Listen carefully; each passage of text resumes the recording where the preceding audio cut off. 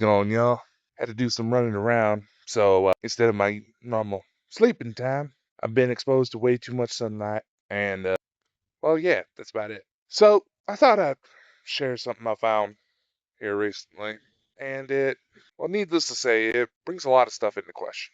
So there's a lot of focus on the Jeffrey Epstein files, and naturally, as some of you know, I actually do have some high profile connections, especially within the Hollywood circuit. Now, in most cases, I was fairly confident that I wouldn't have to worry because a lot of the people I've worked with and myself, we sort of shared very similar philosophies when it came to certain kinds of predators. And that is, that would entail a lot of language that would probably get this video taken down on damn near every platform, or at least heavily suppressed more so than it already was.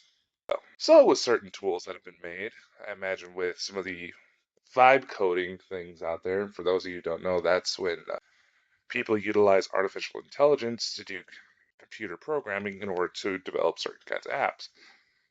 I was kind of goofing around. Morbid curiosity got the better of me.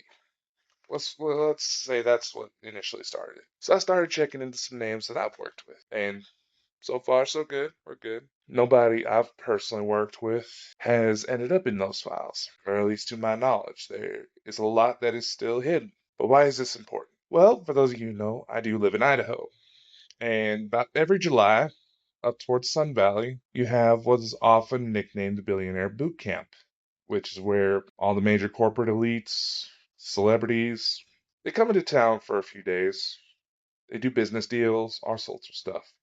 So naturally, being that quite a few people who have been named in those files have been known to visit Sun Valley, I figured I'd start looking. And come to find out, my hometown was mentioned in the Epstein file, mostly as an alternate travel route due to weather, which, I understand. It happens. That's not the crime. But here's the thing.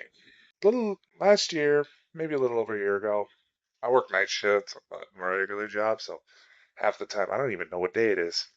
A little over a year ago, sounds about right, there were a series of police raids on massage parlors connected to human trafficking, sex trafficking.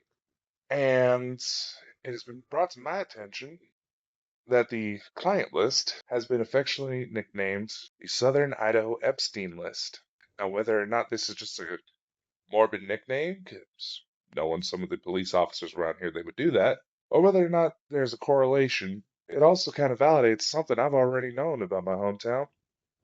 I'm surrounded by assholes. And, quite frankly, sure explains why there's been an awful lot of predators in the news in my area lately. Certainly makes you wonder, doesn't it? I guess we'll see what happens.